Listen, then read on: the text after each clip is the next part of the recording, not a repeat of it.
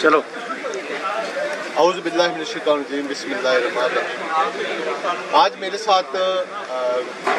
पंजाब के general secretary जनाब Nasrallah गराया साहब मौजूद हैं। उनसे मौजूदा सियासी सूरत-ए-हाल के हवाले से बात करेंगे। बहुत शुक्रिया सर आपका। कैसे आप ठीक हैं, खैरियत से? बहुत अल्लाह का एहसान, आपकी दुआ। अच्छा ये बताएं कि आप जमात इस्लामी पंजाब के जनरल सेक्रेटरी हैं और जमात इस्लामी जो मौजूदा सियासी सेटअप है इससे उस तरह अच्छी नज़र नहीं आई, इस मामलात से दूर रही है सियासी तौर पर, इसकी क्या बड़ी वजह है? बुनियादी तौर पे जब ये खेल सारा खरीदो फरोख्त का शुरू हुआ तो जिस तरह पुराने ज़माने में आपने पढ़ा होगा कि ग़ुलामों को ख़रीदा जाता था और ग़ुलामों की बोली लगती थी, मंडियाँ लगती थी, तो इसी तरह आपने देखा कि इस वक्त भी इंसानों की बोलियाँ लगी और इंसानों को ख़रीदा गया। और ये इसी दफ़ा नहीं हुआ बल्कि इससे पहले भी जो सेनेट के इलेक्शन हुए उसमें भी जिस तरह से इंसानों की बोलियां लगीं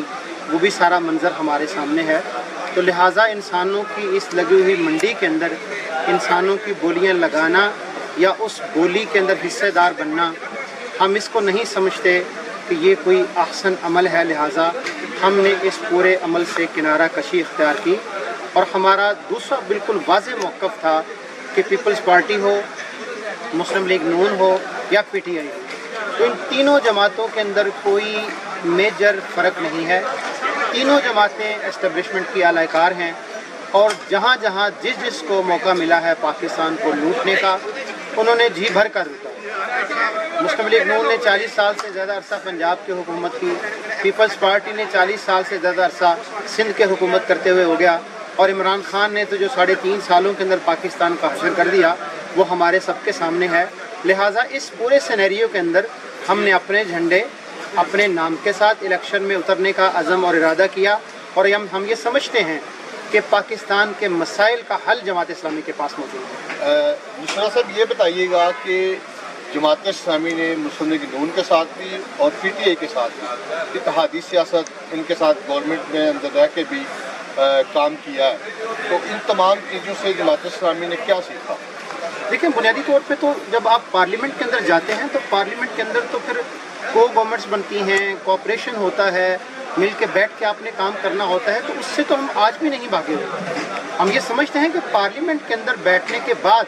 अगर आपने काम करना है तो हम जिस तरह KPK असम्बली के अंदर आज ही हम मौजूद हैं, सिंध असम्बली के अंदर हमारे नुमाइंदे मौजूद हैं, सेनेट के अंदर हमारे नुमाइंदे मौजूद हैं और हमारे नुमाइंदों की मौजूदगी इट्सेल्फ इस बात की निशानदही है हमारे नुमाइंदों का शेरों की तरह मौजूद रहना, गरजना और बरसना, लेजिस्लेशन के अंदर हिस्सा लेना इस बात की अलामत है कि पूरा ऐवान बाज़ औक़ात सोया होता है और हमारा एक नुमाइंदा पूरे ऐवान के ऊपर भारी होता है। इसलिए हम ये समझते हैं कि ऐवान के अंदर जाने के बाद गवर्नमेंट के साथ अपोजिशन के साथ मिलकर कोलैबोरेशन बनाकर काम करना, इसमें कोई कबाहत नहीं है। ये पहले भी हम करते रहे, आइंदा भी करेंगे इंशाअल्लाह। सियासी वर्कर के जैसे आप PTI की कौमी असम्बली से इस्तीफे की बात से मुतफ़िक़ हैं? मैं नहीं समझता कि ये कोई बहुत अहसन सियासी फ़ैसला है। आप पाकिस्तान की तारीख़ को उठाकर देख लें कि पीपल्स पार्टी ने पंजाब से इलेक्शन का बाइकआउट किया, उस दिन से लेकर आज तक पीपल्स पार्टी मंजर आम से आउट है। इसी तरह जमात इस्लामी ने 1-2 इलेक्शन का बाइकआउट किया, बहुत बुरे खमियाजे उसके भुगतने पड़े। तो मैं नहीं समझता कि ये जो इस्तीफ़ों वाला फ़ैसला है ये कोई बहुत अहसन फ़ैसला है। और मैं एज ए पॉलिटिकल वर्कर अब भी ये समझता हूँ कि अगर अब भी उन्होंने अपना प्रोसेस मुकम्मल नहीं हुआ तो पार्लियामेंट की जंग पार्लियामेंट के अंदर लड़नी चाहिए। वो अगर इस्तीफ़ों को वापस लें और पार्लियामेंट के अंदर अपनी जंग का आगाज़ करें और पार्लिमानी जो सियासत है उसके अंदर अपना रोल अदा करें। मौजूदा जो वज़ीर-ए-आज़म है पाकिस्तान के शहबाज शरीफ साहब ने ऐलान किया है कि हम सबसे अहम जो हमारा काम होगा कि इत्तेफाक राय से ऐसा कानून बनाया जाए, ऐसा सिस्टम बनाया जाए कि इलेक्शन कमीशन के लिए अगले इलेक्शन के लिए तमाम जमातों से मिलकर कि आगे शफाफ इलेक्शन करवाया जाए। इसके लिए कि आप लोग सब उनके साथ ताउन करने के लिए तैयार हैं? देखिए, बुनियादी तौर पर हम तो उन्होंने जितने भी वादे किए, जितने भी उन्होंने डायलॉग किए, हम उनको वेलकम कहते हैं और उनके लिए दुआ गो हैं कि पाकिस्तान जिस तरह के हालात से गुज़र रहा है तो इन हालात के अंदर हम दुआ गो हैं कि पाकिस्तान के हालात अच्छे हो जाएं لیکن بنیادی طور پر دیکھیں جن چیزوں سے مسلم لیگ نون بھی پہلے اختلاف کرتی تھی، مثلا اسٹیٹ بینک کی نجکاری ہے، تو میرا ذاتی خیال یہ ہے کہ اب پرائم منسٹر کو فوراً اسٹیٹ بینک کی نجکاری کے خلاف جانا چاہیے اور انہیں چاہیے کہ وہ اس کی نجکاری کے خلاف اس کو بالکل ڈس اون کریں۔ اچھا، اسی طرح دیگر چیزیں ہیں جو پارلیمنٹ کے اندر بلز کی شکل کے اندر آئی ہیں جس کو اپوزیشن آپ کہہ لیں کہ اپوز کرتی رہی ہے، اب ان بلز کو اسے اپوز کرنا چاہیے۔ مہنگائی کے اندر پسے ہوئے عوام ہیں اس وقت، تو اس لیے جس طرح ڈالر کی اڑان ہے، جس طرح پیٹرول کا معاملہ ہے، جس طرح گندم کا معاملہ ہے، چینی کا معاملہ ہے، تو یہ جتنے بھی معاملات ہیں ہم یہ سمجھتے ہیں کہ ہم ایک مناسب ٹائم دے رہے ہیں اور دعاگو بھی ہیں اور توقع بھی کرتے ہیں اور اس بات کا عزم اور ارادہ بھی کرتے ہیں کہ اللہ ان کو ہمت اور توفیق دے، کیونکہ ہمارا ملک اس سے زیادہ متحمل نہیں ہو سکتا ان چیزوں کا، جس طرح کی انارکی اور جس طرح کے انتشار پھیلانے کی کوششیں کی جا رہی ہیں۔ اس لیے ہم تو دعاگو ہیں، لیکن اس کے بعد بھی اگر یہ کچھ نہ کر پائے تو ہم یہ سمجھتے ہیں کہ ہم ان کا بھی گھیرا تنگ کریں گے اور پارلیمنٹ کی طرف مارچ کریں گے۔ کیا سڑکوں کی سیاست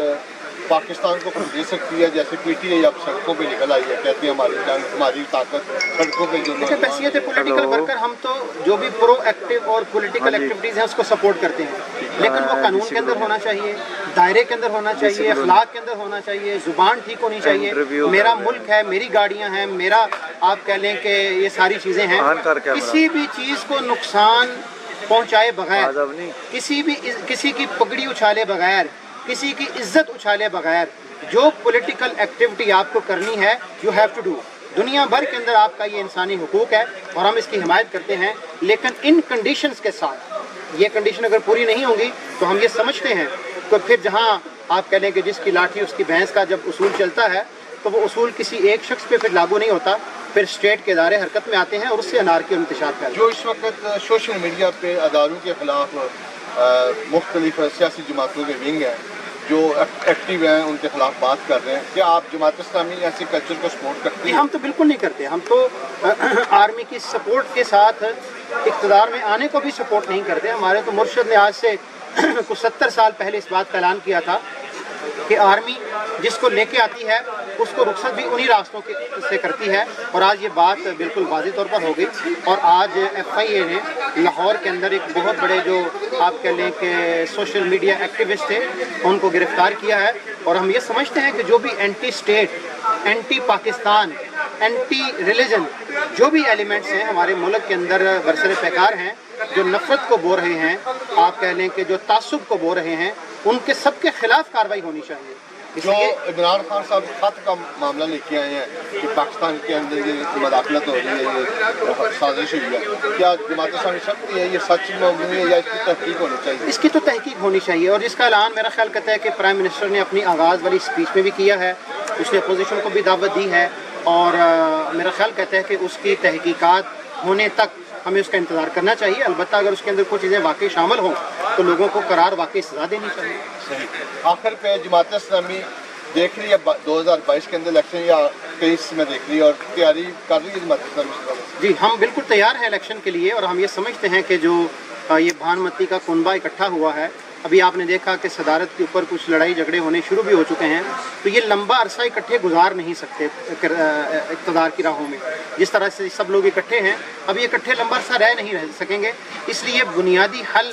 دیر یا بدیر الیکشن ہی ہے، تو الیکشن کی طرف ہی جانا ہے۔ عمران خان نے بھی جو آپ کہہ لیں کہ نو کانفیڈنس موو سے پہلے جو جلسے کیے وہ بنیادی طور پر الیکشن کی تیاری کا ہی مرحلہ تھا، تو اس لیے وہ بھی الیکشن کی طرف جا چکے ہیں، الیکشن کا مطالبہ بھی کر چکے ہیں۔ تو میرا ذاتی خیال بھی یہی ہے کہ اتنا ٹائم ملک کو دینا چاہیے کہ جس سے ایک فیئر اینڈ فری الیکشن کا ماحول بن سکے، اس کے بعد فیئر اینڈ فری الیکشن ہو، ہر پارٹی کا آپ کہہ لیں کہ کچا چھٹا سامنے آ جائے گا، عوام جسے اقتدار سونپیں اسے اپنا وقت پورا کرنا چاہیے۔ یعنی کم سے کم 6 ماہ وزیر اعظم کو دیں کہ وہ تمام معاملات سیٹ کر دیں، بالکل اس کے بعد ایک فیئر ٹائم ہمیں دینا چاہیے، اس کے بعد فیئر اینڈ فری الیکشن ہو۔ الیکشن کمیشن نے بھی کہا کہ 7 ماہ سے پہلے حلقہ بندیوں کے لیے انہوں نے کہہ دیا ہے الیکشن کمیشن نے، اور بقیہ جتنی بھی اس کی ذرا ایک نیشن وائڈ الیکشن ہوتا ہے وہ کوئی 2-4 دن کی گیم تو نہیں ہوتی، اس لیے جتنی بھی تیاری اس کو چاہیے ایک مناسب ٹائم ہمیں اسے دینا چاہیے۔ اگر اس سے پہلے بلدیاتی الیکشن ہو گیا تو پھر کیا کرے گی جماعت؟ ہم تو بلدیاتی الیکشن کے لیے بالکل قومی الیکشن کی بنسبت بلدیاتی الیکشن کے لیے زیادہ تیار ہیں، ہماری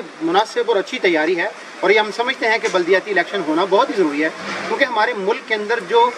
قیادت کا فقدان ہے اس کی دو وجوہات ہیں، ایک بلدیاتی الیکشن کا نہ ہونا اور ایک طلبہ یونین کا نہ ہونا۔ یہ دو بنیادی ادارے ہیں کہ جہاں پہ لیڈرشپ پنپتی ہے، پرورش پاتی ہے، آگے بڑھتی ہے۔ تو طلبہ یونین کے اوپر بھی پابندی ہے، اس کا نتیجہ آپ نے دیکھا کہ کوئی اعظم سواتی ہے وہ امریکہ سے ڈالر کما کے آتا ہے اور پاکستان کی سیاست کے اندر اپنا مقام بنا لیتا ہے۔ دوسری طرف اگر آپ دیکھیں کہ کوئی خواجہ سعد رفیق آپ کو ملے گا، کوئی لیاقت بلوچ آپ کو ملے گا، کوئی اعتزاز احسن آپ کو ملے گا کہ جو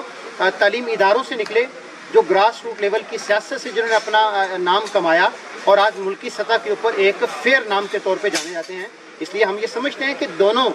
جو الیکشن ہیں طلبہ یونین کے اور بلدیاتی الیکشن، اس کو گراس روٹ لیول کے اوپر ہونا چاہیے تاکہ ہمارے ملک کو ایک صاف ستھری اور گراس روٹ لیول کی ایک کامن آدمی کی قیادت میسر آ سکے۔ آخر پہ ایز ایک کارکن، سیاسی کارکن، آپ پوری قوم کو کیا پیغام دینا چاہتے ہیں جماعت دیکھیے جی، اسلامی؟ ایز اے پولیٹیکل ورکر ہمارا ملک ہے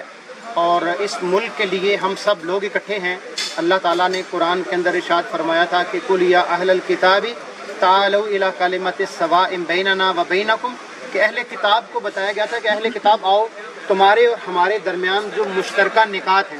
تو میں یہ سمجھتا ہوں کہ جتنی بھی پولیٹیکل پارٹیاں ہیں بلا تفریق رنگ و نسل اور مذہب، پاکستان ہمارا کامن ایجنڈا ہے، پاکستان کی ترقی ہمارا بنیادی منشور ہے۔ تو پاکستان کے لیے ہم سب کو مل کر آگے بڑھنا ہوگا۔ پاکستان آگے بڑھے گا تو ہم سب آگے بڑھیں گے۔ پاکستان زندہ باد۔ بہت شکریہ۔